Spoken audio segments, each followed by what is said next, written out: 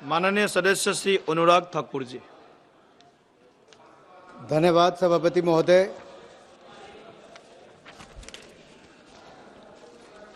वंदे मातरम, वंदे मातरम, वंदे मातरम। ये साल बहुत विशेष है क्योंकि 150वीं जयंती जहां हम सरदार पटेल जी की मना रहे हैं, बिरसा मुंडा जी की मना रहे हैं, वहीं वंदे मातरम एट 150। और मैं आभारी हूं माननीय स्पीकर महोदय का कि जिन्होंने इस पर चर्चा रखी। आभारी हूं अपने दल का और अपने नेता आदरणीय नरेंद्र मोदी जी का जिन्होंने मुझे इस अवसर पर बोलने का मौका दिया। और सबसे प्रसन्नता की बात यह है कि वंदे मातरम पर चर्चा की शुरुआत भी किसी और ने नहीं, देश के यशस्वी प्रधानमंत्री नरेंद्र मोदी जी ने स्वयं की है। एक समय वो था जब शताब्दी वर्ष वंदे मातरम का था, उस समय आपातकाल लगाकर देश को अंधकार में डुबाने का काम और देश के संविधान को तार तार करने का काम उस समय की प्रधानमंत्री इंदिरा गांधी जी ने किया था। उस समय तो चर्चा भी नहीं हो पाई थी। आज स्वयं प्रधानमंत्री जी ने अपने भाषण में देश की जनता के सामने वंदे मातरम का इतिहास और इसके सांस्कृतिक महत्व को देश के सामने रखा है। मैं यही कहूंगा, एक तरह से आने वाली पीढ़ियों के लिए वो एक बहुत बड़ा डॉक्यूमेंट, एक प्रेरणादायक बनेगा, एक ऐसा दस्तावेज जिस पर 150 साल पुरानी जितनी हमारी घटनाएं घटी, कैसे वंदे मातरम ने देश को एकजुट करके रखा। और वंदे मातरम, माननीय सभापति जी, केवल एक गीत नहीं, ये महामंत्र है। और मैं तो आप सबके सामने कहना चाहता हूं कि वंदे मातरम कोई धार्मिक गीत नहीं है, किसी व्यक्ति, दल या किसी राज्य का गीत नहीं। वंदे मातरम राष्ट्र की आत्मा का गीत है। वंदे मातरम भारत के गौरव का गीत है। वंदे मातरम भारत की आशाओं आकांक्षाओं का सुरमई गीत है। भारतीय संस्कृति और विरासत का प्रतीक है। वंदे मातरम सिर्फ गीत नहीं बल्कि राष्ट्रीय प्रेम की रीत है और इसलिए कांग्रेस इससे भयभीत है। और भयभीत तो इतनी है साहब कि जब इसकी चर्चा शुरू हुई, माननीय प्रधानमंत्री जी सदन में थे, तब भी जिस परिवार को दशकों तक इस देश में नेतृत्व करने का मौका मिला, उसके 2 सदस्य सदन में ही उपस्थित नहीं थे।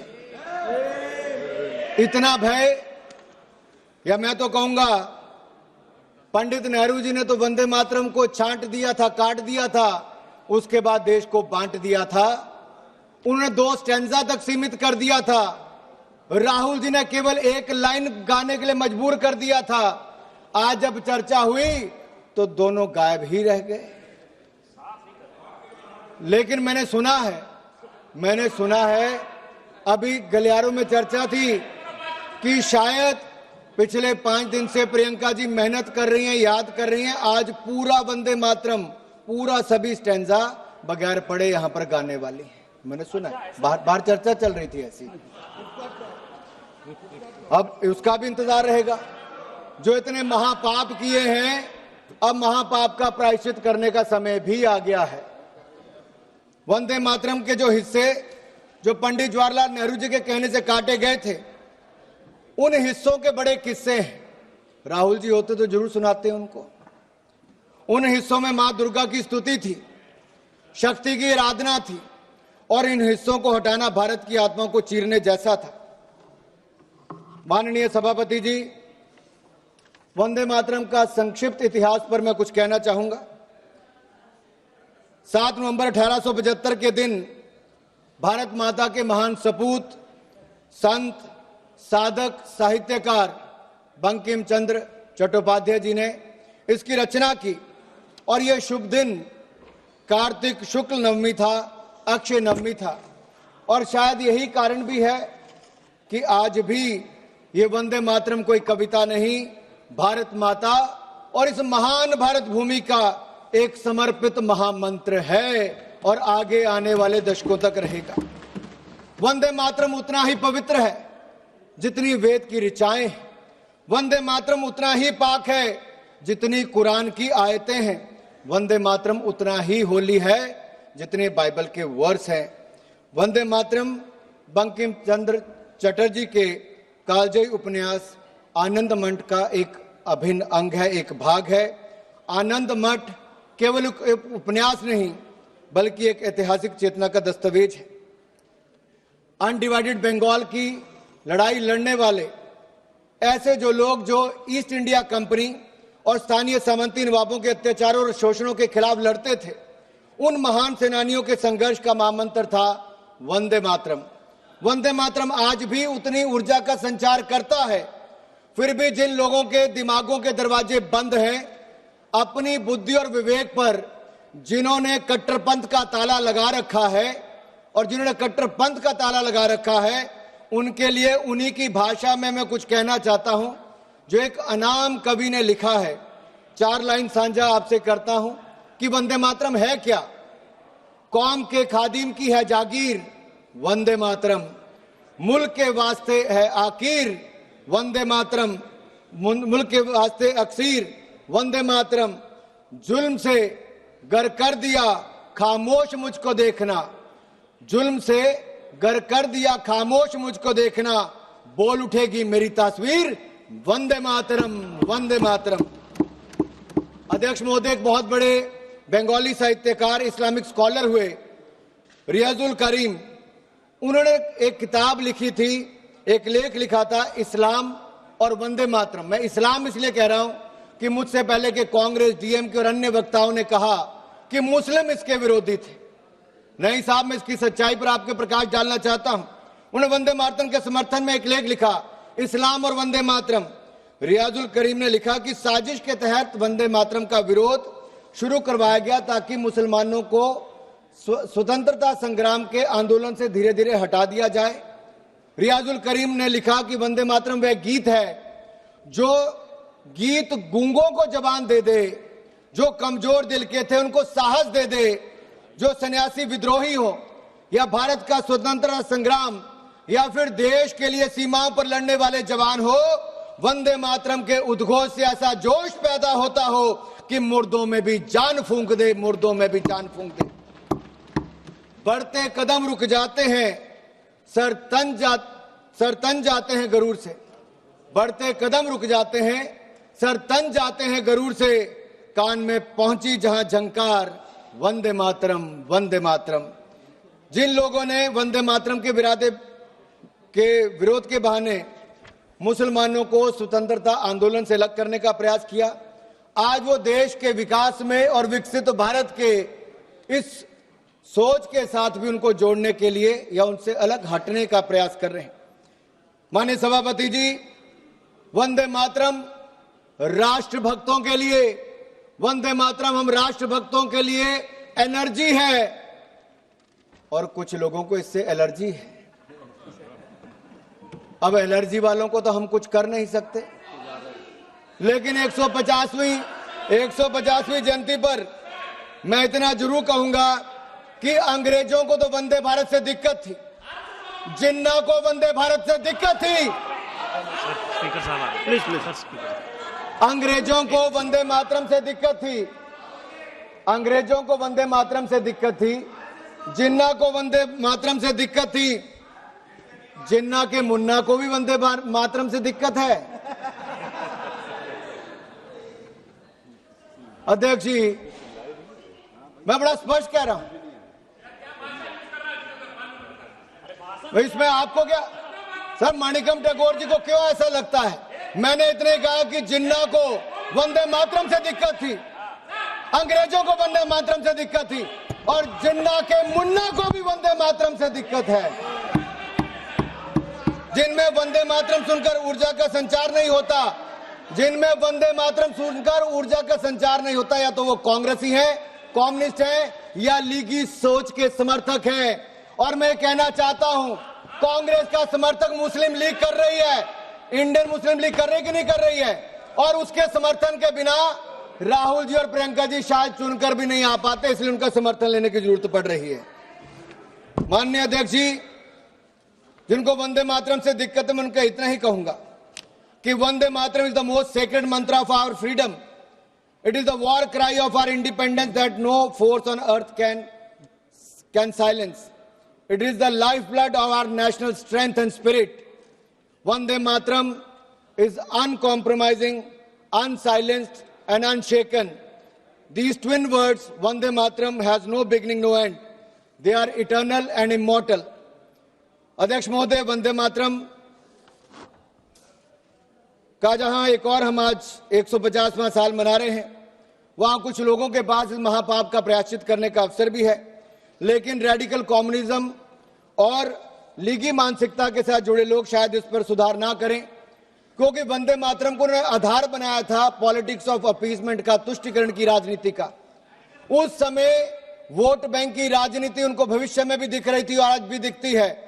इसलिए बांटो और राज करो की नीति तो अंग्रेजों की थी, लेकिन इनकी नीति काटो, छांटो, विवाद खड़ा करो और फिर जड़ से ही खत्म कर दो। इन्होंने वंदे मातरम के साथ भी वैसा किया और देश के भी दो टुकड़े करने का काम नेहरू जी की सोच के कारण उस समय हुआ था। ये कहते हैं, सोनिया जी ने एक बार कहा कि नेहरू जी को बदनाम करने का काम करते हैं। मैं बड़ी गंभीरता से कहता हूं सर, हम लोग जवाहरलाल नेहरू जी को बदनाम नहीं कर रहे, मैं तो देश के सामने सच रख रहा हूं।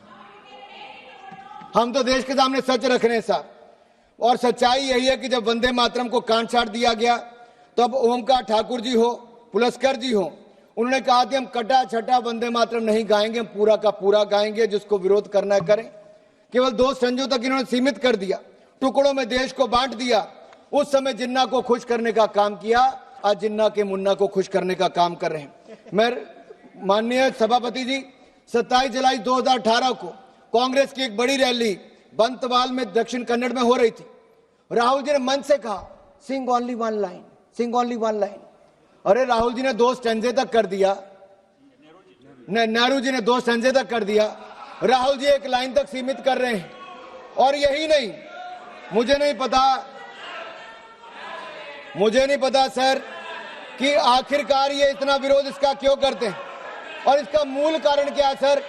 ये लोग जब अपनी सत्ता में भी वंदे मातरम पर माननीय सभापति जी, माननीय अध्यक्ष जी, वंदे मातरम एक समय मैं सिर्फ सच्चाई मंच पे ला रहा हूं।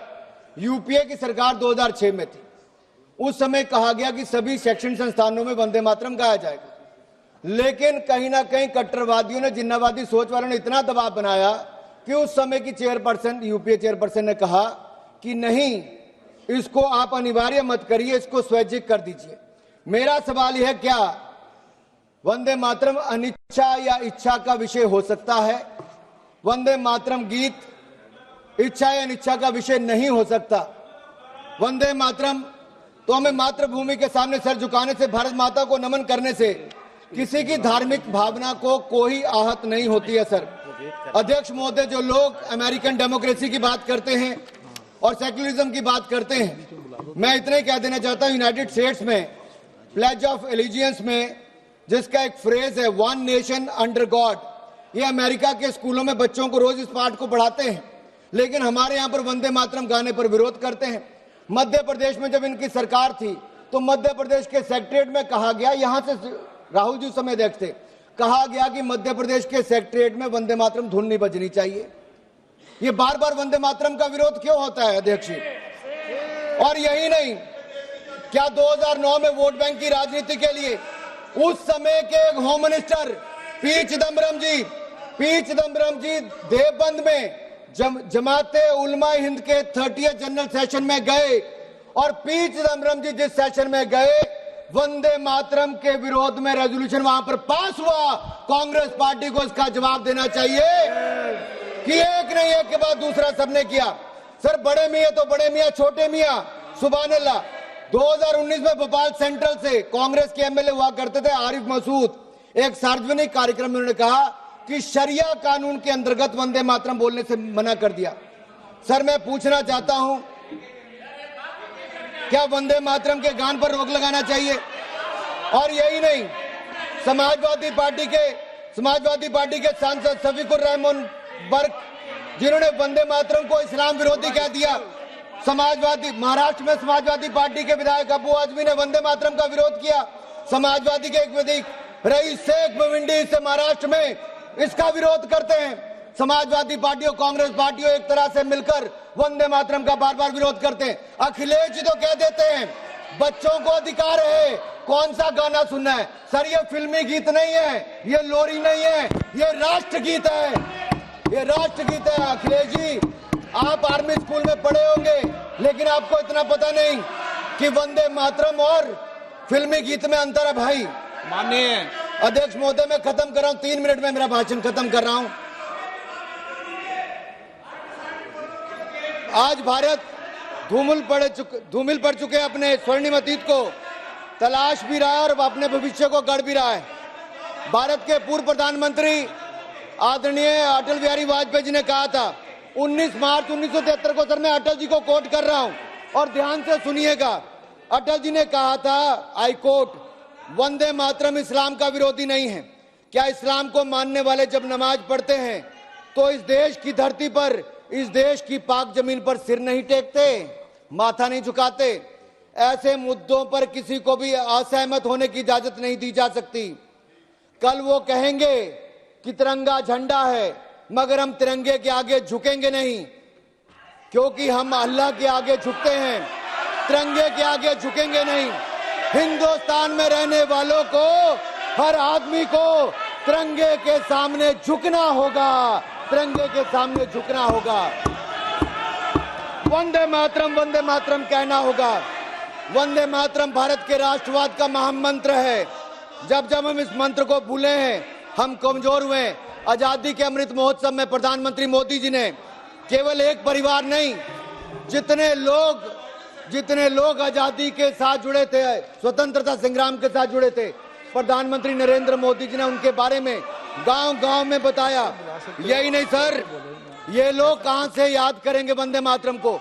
इनकी सरकारों के समय तो यासीन मलिक को बिरयानी परोसी जाती थी प्रधानमंत्री के घर पे, उसी यासीन मलिक को पाकिस्तान भेजा जाता था। अरे बाटला हाउस कांड के आतंकवादियों के घर जाकर सोनिया गांधी जी रोती थी।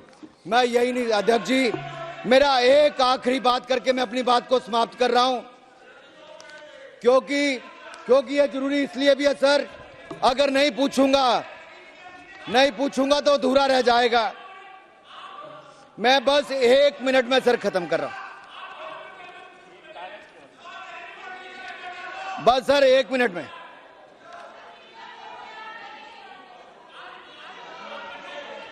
नहीं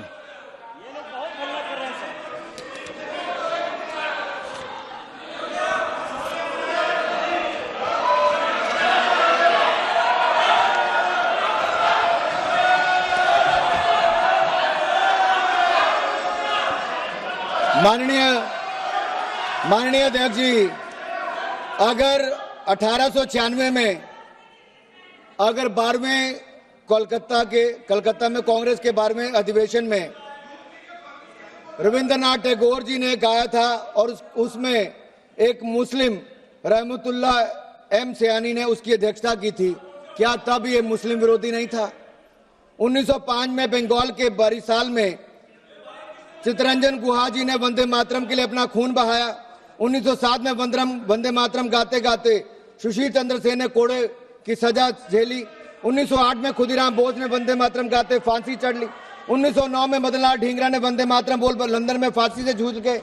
1927 में राम प्रसाद बिस्मिल ने वंदे मातरम बोलकर फांसी चढ़ गए। 1971 में कलकत्ता में जब दिनेश चंद्रगुप्त वंदे मातरम का उद्घोष किया तो पूरी जेल में सलाखे हिलाते हुए सर जब फांसी की सजा हुई सबने वंदे मातरम कहा।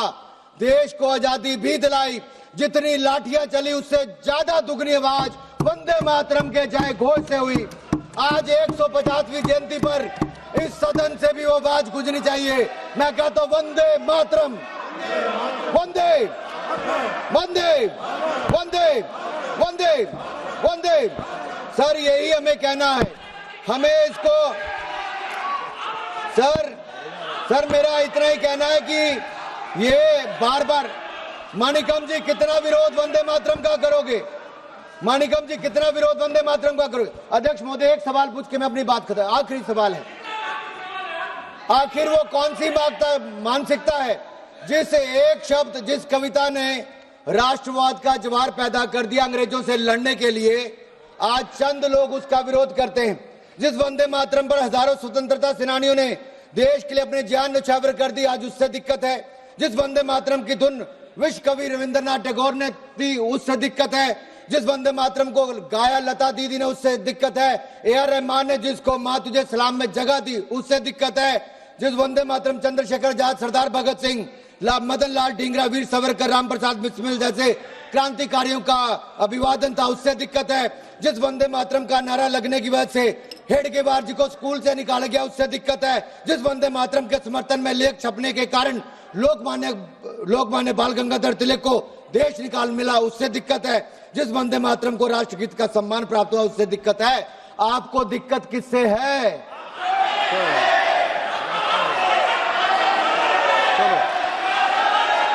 श्री राजेश अध्यक्ष जी, मुझे मेरा जवाब मिल गया है, मुझे मेरा जवाब मिल गया। इन्होंने कहा कि इनको दिक्कत हमसे है, और मैंने पहले कहा था हमें वंदे मातरम से एनर्जी मिलती है, कुछ को वंदे मातरम से एलर्जी होती है राजेश, और ये एलर्जी दिखती है। मैं एक बार फिर वंदे मातरम 150 पर आपने सदन में चर्चा करवाई, देश के सामने इतिहास और सच को लाने का अवसर दिया। माननीय प्रधानमंत्री जी ने देश के सामने के इतिहास को और वास्तविकता को रखा। कैसे वंदे मातरम गीत आज एक महामंत्र के रूप में 150 देशवासियों को इकट्ठा करता रहा। मैं माननीय प्रधानमंत्री जी को इसकी शुरुआत करने के लिए जहां एक और धन्यवाद देता हूं, साधुवाद देता हूं, वहीं आपका धन्यवाद करते हुए अपना स्थान लेता हूं। वंदे मातरम।